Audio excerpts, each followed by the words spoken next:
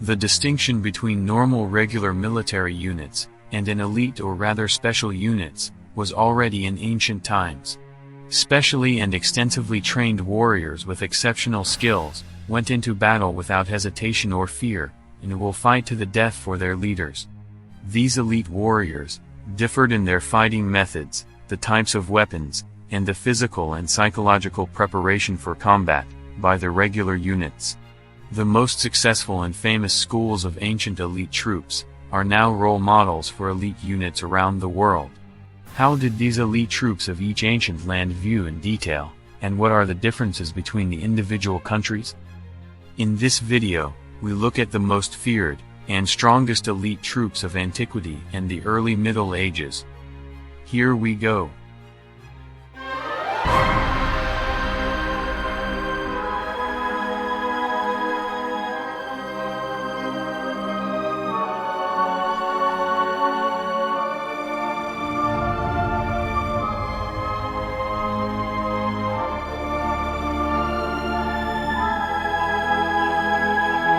Number 1. The Spartans. Born to fight. The first task of a Spartan, who was born male, was primarily to become a warrior. Training to become a warrior lasted 14 years. During this time all works, which the boy had to carry out with his parents, the slaves were done. The Spartans saw war as a part of their lives, and considered war a lofty goal. That is, the Spartans fought to the death and without any fear. The age at which a Spartan warrior retired was 60 years old. That had to mean that the people in this epoch of human history for that time got pretty old. The children were sent to a state boarding school by the Spartans from the age of 6. The children went through a tough school. For example, the beds have been designed to be extra hard, and the handling was coarse and rough. In this state boarding school, the boy was trained to be more likely to survive in any extreme situation. All of these things were considered necessary by the Spartan instructors of the children to shape them into perfect warriors. But it also happened that some children did not survive this training phase and died. But those who survived all this hard and harsh training became fearless, powerful and staunch warriors, who would instill great fear in their enemies, just by looking at them. The strategy in the Spartan army was of a rather simple or primitive nature. That is, the Spartans' only strategy was not based on cunning and sophisticated tactics on the battlefield, but only through superior physical strength and iron endurance. Number 2. The Berserkers. The Berserkers were an elite force among the Vikings in the early Middle Ages. These elite Viking warriors were distinguished by their madness and painlessness in battle. Once the Berserkers fell into their fighting frenzy, they could not or hardly be stopped by a numerically superior army of the opponent.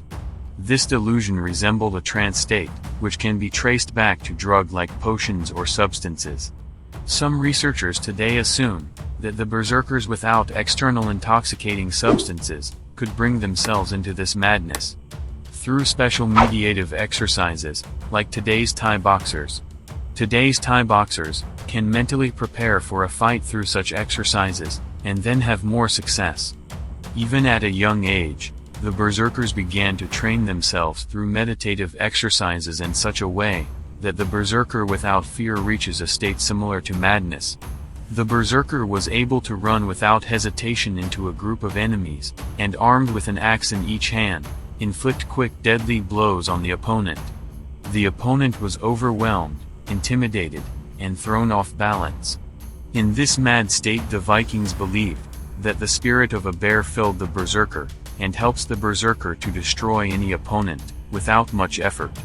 Not even serious and life-threatening injuries stopped the warrior Berserker in his mad state. The pain sensitivity of the Berserk was reduced to the minimum in this state of madness. Number 3. The SIKHEN.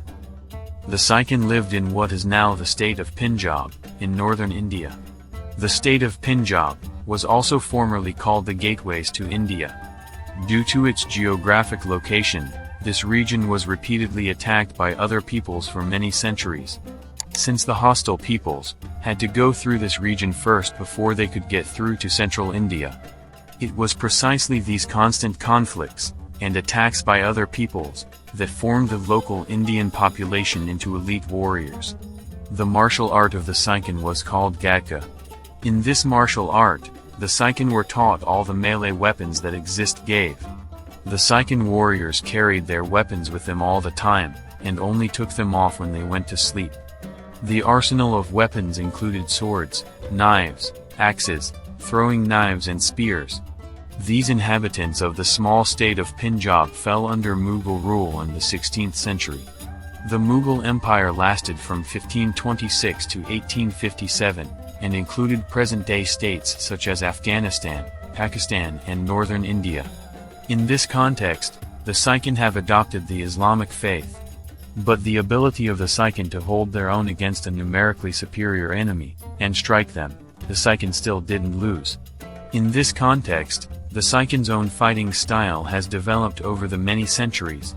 This style involved perfect wielding of multiple melee weapons, and a special meditation.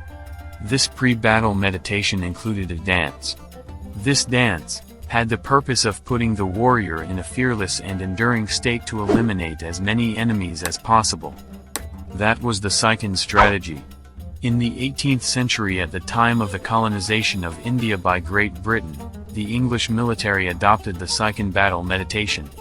The British were impressed by the masterly performance of the Sikhen wielding their weapons after the meditation. The effect of this meditation was so powerful that the warrior who applied it, through closed ranks of the could break through enemies while simultaneously slashing at enemies and defending against bullets from firearms. Another example of the success in the battle of the Sikhen meditation technique was under the leadership of the Sikhian general UrhG at the beginning of the 17th century.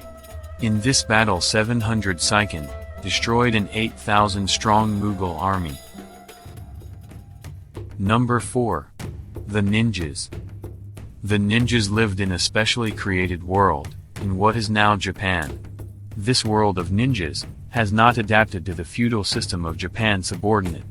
The martial arts of the ninja were passed from one generation to the next, mostly from father to children. The female ninjas were called kuna iti. The training to become a ninja started in the cradle as a child. In the cradle, the small child learned about changing environmental influences to react.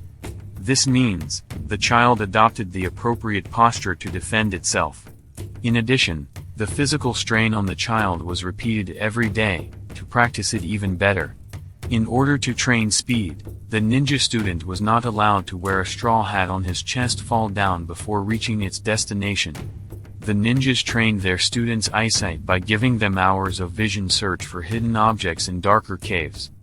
Special attention was given to the intellectual education of the ninja students. The ninjas had to be able to decode scripts and information-stealing military documents and maps.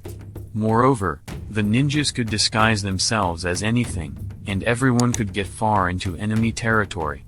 The ninjas could master a huge number of weapons perfectly, such as swords, short swords, spears, throwing knives, throwing stars, throw ropes with a pointed end or throw ropes with a grappling hook, and also a 60 centimeters long sickle-like weapon.